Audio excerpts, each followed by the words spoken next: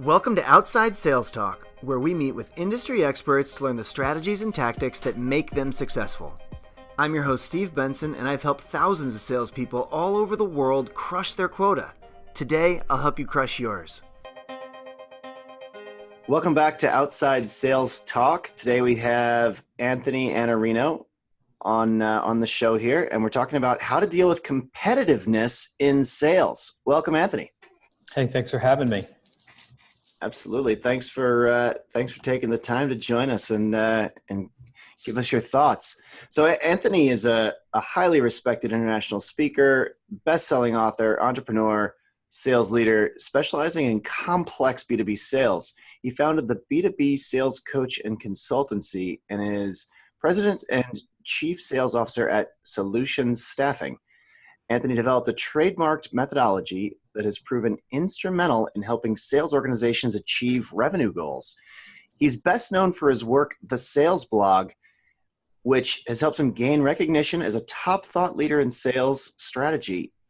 He's also hosting the In the Arena podcast, where he interviews top sales leaders about B2B and B2C sales strategies. With that, I'll jump into my first question. You have a lot of expertise in competitiveness, and you've written and spoken on it extensively. What role does competitiveness play in sales today? I mean, I think it's been left behind in sales today. I don't think we're spending enough time thinking about competition. And I think that's one of the challenges that a lot of sales organizations and salespeople have, is that they go through the motions like you're going to work. So it's like you punch a clock or something, right? And then you start your work. And I don't think that we prepare to compete. And really that's what sales is about. It's about you and I both going into a client and trying to create greater value than the other one so that they prefer to work with us. And value can mean all kinds of different things to different people. But it's a zero-sum game. And I don't know that we pay enough attention to the fact that I win and you lose, or you win and I lose. And even though we're both trying to do the same thing, only one of us tends to win the client. So competitiveness is at the heart of what we do. When you're out and you're selling, if you just take orders, that's a different thing. If you're in an inside role and orders come to you, that's fine. But for most of us, there's this book called Blue Ocean Strategy. You may have heard of that book. Sure. And it's about creating a space where you're Netflix or Uber or somebody who has no competition.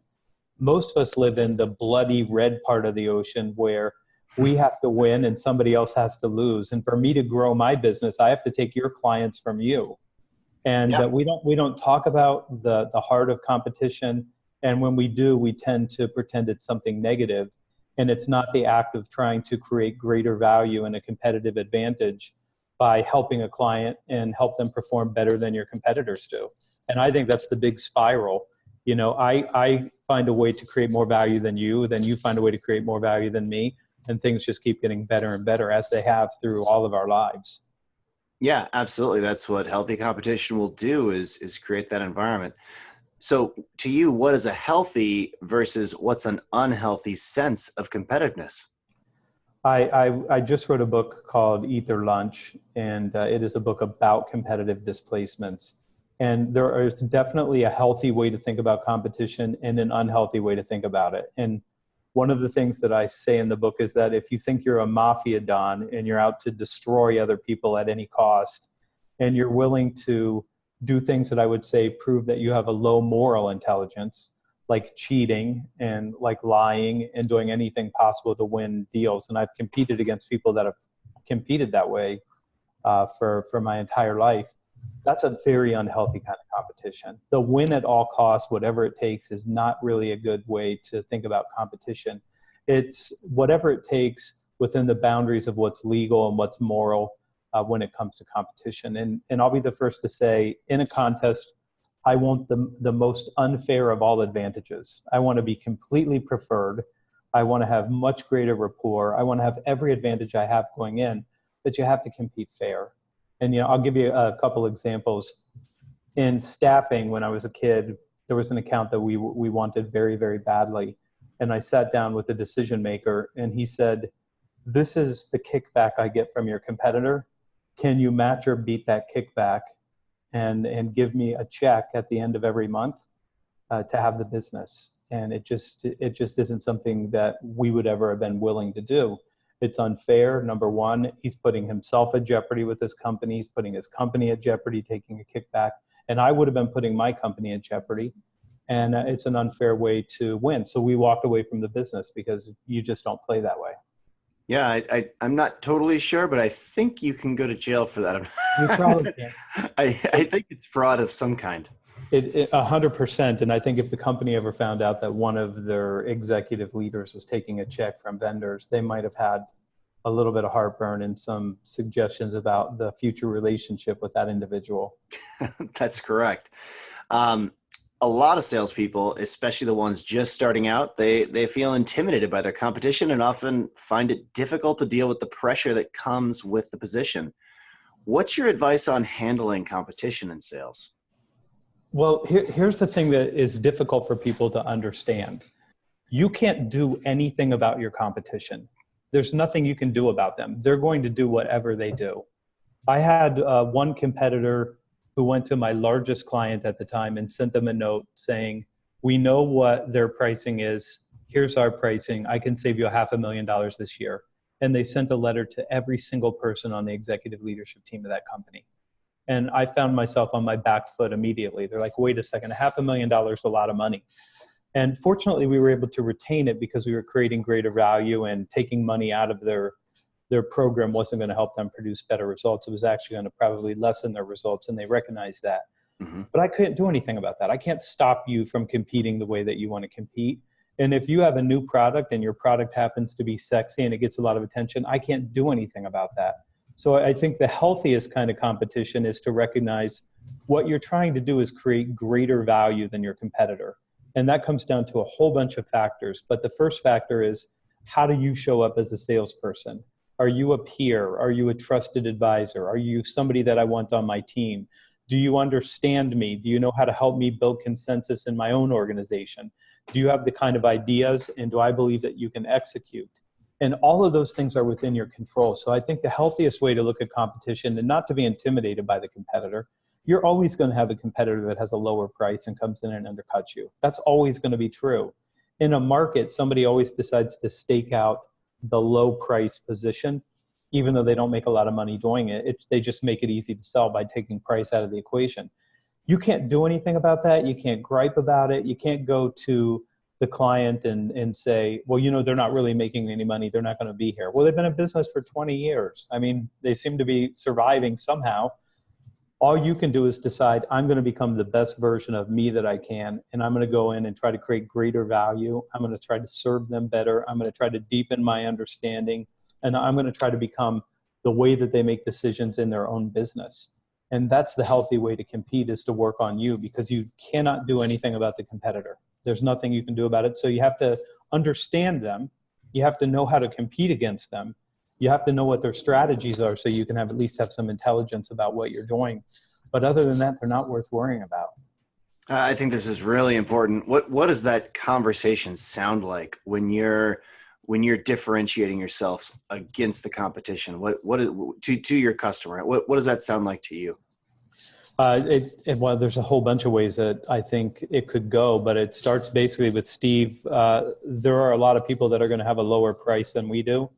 And at the very outset of this conversation that we're having, I want you to know that our price is going to be probably about 8% higher than theirs. It is in most cases. And if you'll allow me to, what I'd like to do is explain to you the difference in how we perceive the business. Because even though we do the same thing, we have radically different ideas about how things should be done and why they should be done in a certain way to get better results. Can I share that with you? I can talk about them, but only so much as I am beginning to differentiate and explain why I'm different, how I'm different, and how it's going to make a difference for them. So the only thing that you can really do is contrast what you do with competitors. And honestly, the way that I would talk about it is the industry.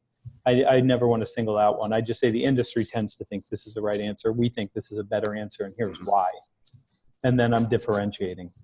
Absolutely. That's really powerful stuff.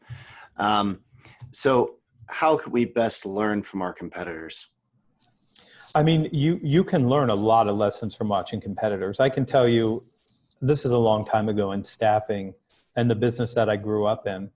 if I ever grew up. I'm not sure I have grown up yet, but the business that I spent a lot of time in, we, in the staffing business, you would send employees and you would call to make sure that they showed up to work.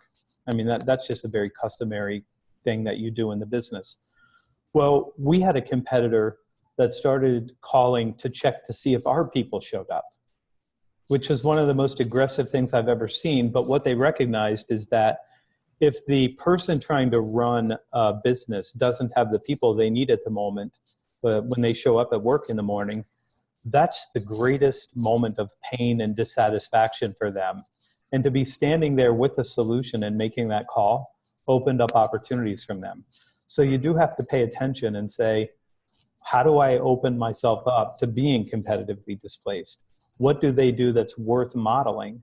Sending someone a note with a savings analysis, that's a fair way to compete. It is a fair way to compete.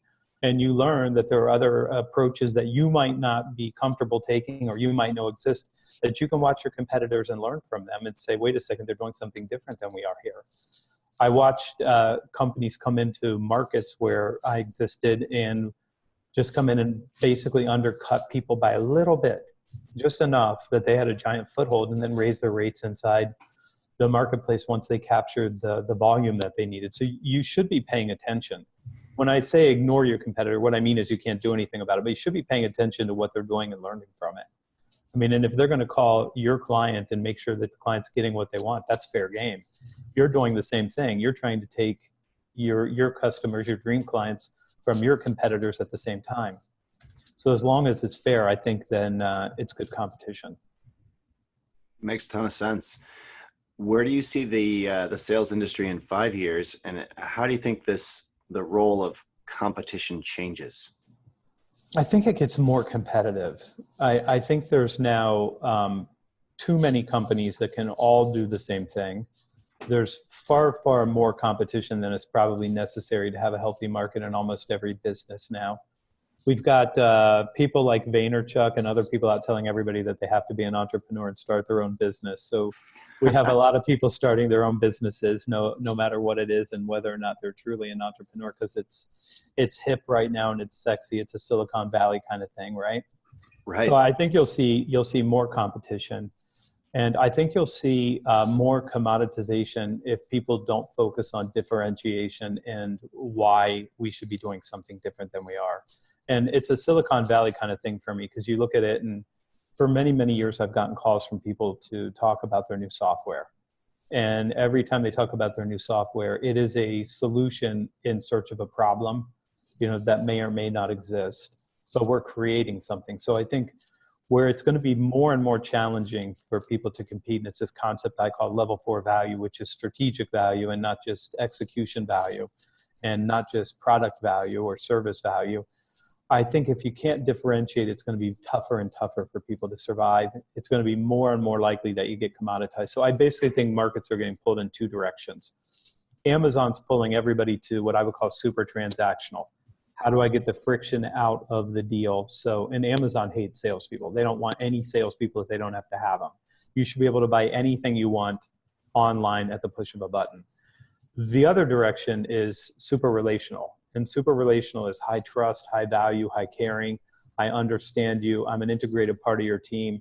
I'm going to help you make decisions around your business that drive your business forward. That's a different role to play. And I think the people that are in the middle of these two poles, these are the people that are getting pulled. And they tend to be getting pulled down towards transactional, not recognizing that that's the easiest race to lose of all. Because there's always somebody who's willing to go in at a lower price than you and be even more transactional than you. So because there's less and less value being created other than getting rid of the friction, and you're talking to somebody who has, I don't know, probably 5 days out of 7, there's an Amazon box on my front porch because I have a family, and everything shows up in a cardboard box on the porch now. They're growing up in that world. But I think the real advantage is going to go the other direction. It's going to be, can you be super relational? Can you create greater value? Can you make a difference for other people? So I think over the next 5 years, you're going to see more people get pulled into the trap of trying to be more transactional, trying to automate communication instead of investing in it. It's something I write about frequently. You don't really want efficiency in human relationships. You want effectiveness. And even though an email is easier than having a conversation. The face-to-face conversation creates greater value and greater intimacy and greater connection and a greater preference to work with you instead of somebody else. Right. Well, virtually all the people that, all the executives that I work with on a regular basis, just through the main thing that I do, they're field sales teams and field sales people. And this is something that I see all the time. They're struggling with this change in the landscape, the Amazonification of the world. And a lot of them have products that you didn't used to have a channel that you could purchase it online. And today you're competing with that type of experience. What would you recommend to them if you've been selling something for the last, your company's been selling something for the last 30 years in a certain way, face-to-face, high touch, and you now have your customers and prospects have the ability to purchase that exact same thing online, often at a cheaper price or a razor-thin margin? You got to give them a better reason to buy from you. I mean, you have to go in and create greater value, and they're not buying the product. They're buying the outcome of the product. So you have to focus on the other end of the spectrum is how do I help them produce a better outcome? And why is it worth paying more to buy this from me than to buy it as a transaction and not get the same outcome? That is, if you want to talk about the next 5 to 10 years in sales, that's the fight that we're in. The fight is how do I create greater value to make it worth paying more and not to treat what I sell like it's a commodity. So you have to have insight, you have to have business acumen, situational knowledge, very high caring. You have to be proactive. It's a harder game to play, but in the long run, it's easier because when you create enough value, you become preferred and you have a competitive advantage that allows you to beat transactional plays. For everyone, no. You're going to have some people who don't know how to make money and they have to buy the lowest price because they don't know how to make money and they don't know how to sell. They got commoditized. Those are harder people to sell to, but it's going to get pulled in two directions. I'll give you an example. I have friends in a company called Travel Counselors in Manchester, England. They're growing at about 12 to 15% a year with live travel agents that take care of customers. The rest of the industry has gone to being more and more transactional, and they're shrinking because it's hard to compete with the internet. But it's hard for the internet to compete with someone who knows me, who cares about me, who's going to make sure that everything that I have is exactly right and it's all sorted and I don't have to think about it anymore. And when I'm in trouble, they can get me out. I mean, this is just two different models that are emerging, and I don't think there's going to be a lot of space in the middle anymore. Really interesting insights there. Really powerful. Tell me, what's one non-sales related book that every salesperson should read? So I've got so many of them. 7 Habits of Highly Effective People by Stephen Covey. And it should not only be read, it should be read with a sort of frequency of maybe every couple years because you need to remind yourself. There's a little book called Mastery by George Leonard, who was an Aikido master. And it's about not dabbling in what you do. It's about going deep, absolutely worth doing. Deep Work by Cal Newport. And just the idea of focusing and giving yourself over to doing really good work at what you're doing. Another exceptional book outside of the world of sales. Almost anything on psychology is important for you to read because what we trade in is the conversation we have with other humans. And understanding other human beings is probably the best competitive advantage you can have. This is getting a deeper understanding of how human beings operate. Yeah, the book Influence by Cialdini, that jumps to mind for me and that fits that bill. Cialdini's mandatory reading. It's absolutely something that's wonderful. I spoke with him twice in a year, 2 years ago, and I left Johannesburg, the event that we both spoke at, and I had about 4 hours with him. We took a train together. He's a brilliant, brilliant man, and that book should just be mandatory reading for everyone. Yeah, that really shaped a lot of thoughts that I had. It was mandatory reading for a class I took in business school, and it was definitely influential to me.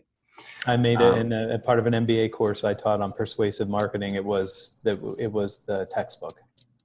Wow. Well, there you go. If you had to name one critical skill or trait that a salesperson needs today, which would it be and why? Well, I'll give you 2. So I'll give you a skill and I'll give you an attribute to go with it. Caring.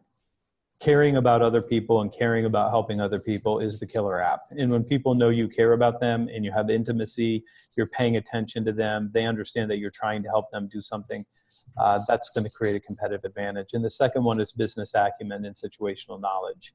Do you understand my business and your business well enough to be able to advise me? Do you understand the different circumstances where this thing would be better than that thing and why? Can I count on you to help me create and build the strategic advantage that I need to build inside my own company? That's a very, very high hurdle for all of us to get over, but that's where all the action is right now. You know, we have this thing, all salespeople say, you know, I want to be a trusted advisor. I even see some people put it on their LinkedIn. I'm a trusted advisor. And I'm like, no, you don't get to say that. And somebody else can say that about you, but you can't say that you're that. But you only need two things, trust and advice. So if you don't have the advice, you can't be a trusted advisor. And it's the advice part where people are going to struggle. And that's probably the one thing that if you could work on anything, that would be the thing that would help you give better advice, be better counsel, become somebody's trusted advisor and a peer, and help them run their business. That's where the action is now. Which two key areas in the sales process should outside salespeople focus on the most? Well, I'll tell you where the challenges are right now. There's a couple pieces. So the first piece is just getting in at all and having a conversation. So you definitely need to do a lot of work on getting what I call the commitment for time. And that's a harder commitment to get. Everybody is busy right now. They can't tell whether you're worth their time or not. So you better really, really work hard at prospecting and having a pitch that gets you in front of clients. The second thing is, I think discovery doesn't mean the same thing as it used to mean. It used to mean I come in and I say, Steve, I want to know what's keeping you up at night. And now I come in and I say, Steve, let me tell you what's keeping you up at night, or if it's not, what it should be. And what you're really doing now is helping the client discover something about themselves that they don't yet recognize. That leads to a conversation about what they could do better in the future and helps you create opportunities. So that's one area that you have to focus on. And the second one is consensus. You have to start working on bringing all the people who are going to be engaged or involved in a decision into that conversation. And that's becoming a trickier and trickier part of the game. What is your favorite sales tool or app? My favorite sales tool or app? I mean, for me, the greatest and the most powerful tool is what's between your ears. So I spend most of my time focusing on that. If I had to have an app, I would probably say Evernote, just because I think being able to organize, you know, there's a sociologist in England named Robin Dunbar. I don't know if you know Dunbar's number, but his research shows because we're some sort of a primate, we can manage about 150 relationships, and that's the max. But I would argue because I'm not limited to my own brain and that substrate, I now have silicon chips.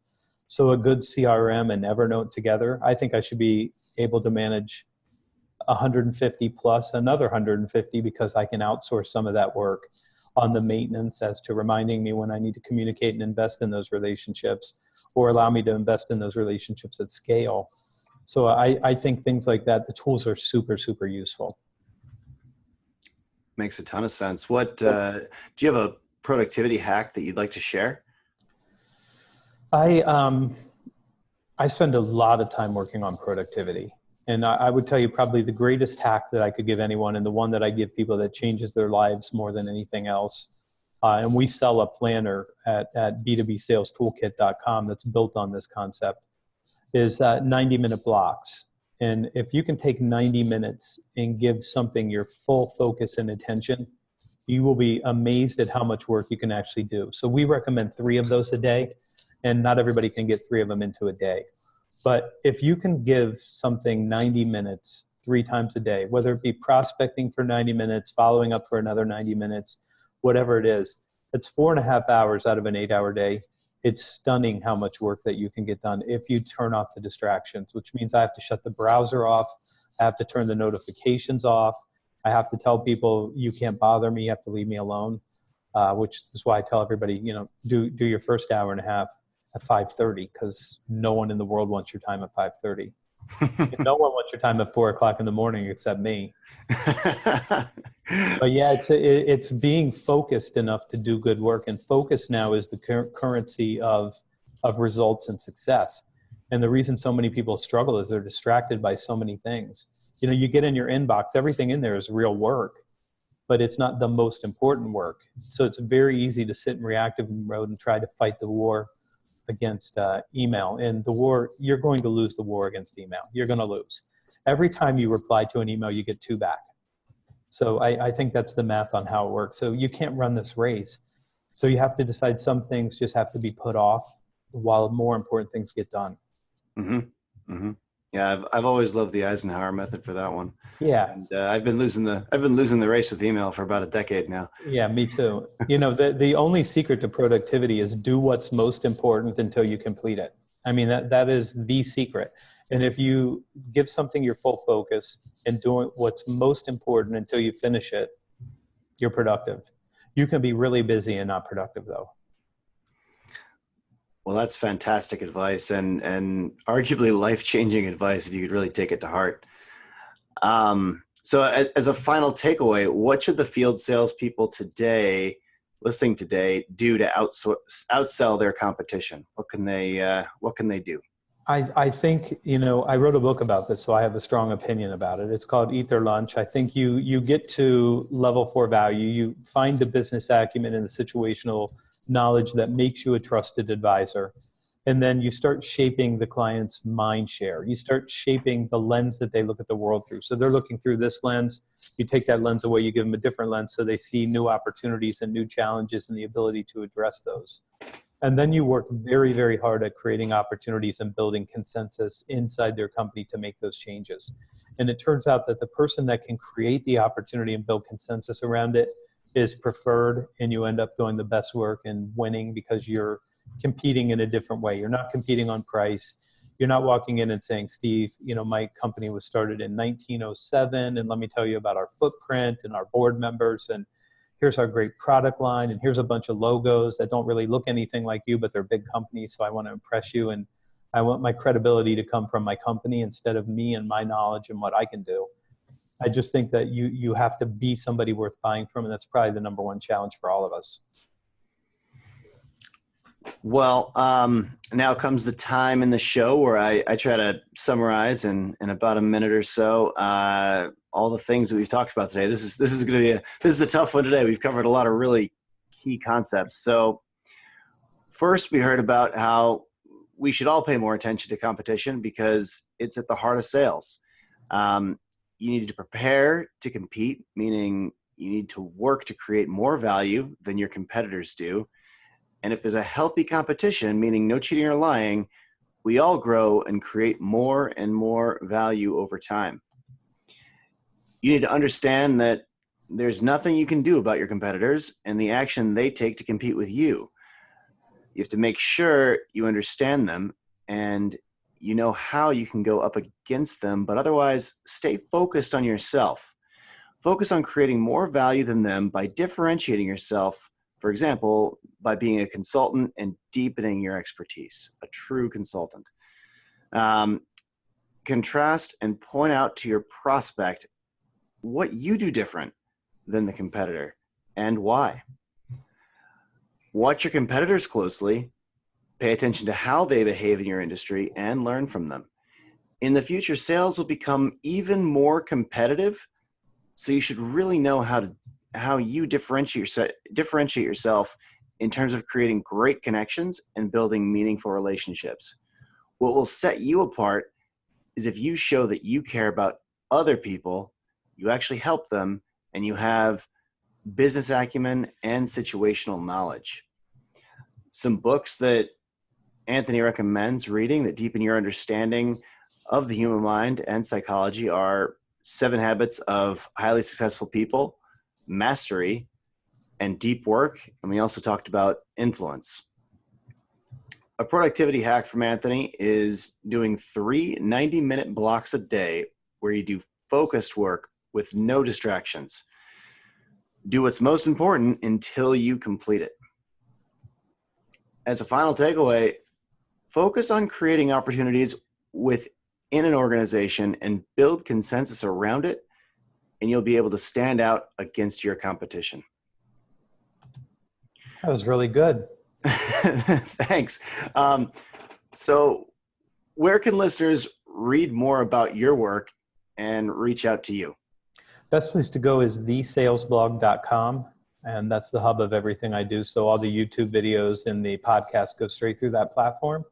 And that's the best place to find me, but I'll connect with you anywhere. LinkedIn, Twitter, whatever you want. Just send me a connection request. I'm happy to connect with you anywhere. Awesome. Well, I hope everybody enjoyed this episode of Outside Sales Talk. If you have any feedback or suggestions, feel free to reach out to us at feedback@outsidesalestalk.com. If you like the podcast, please subscribe to it and leave us a review. It really helps us spread the word and get more outside salespeople like you to find out about us. So take care until next week.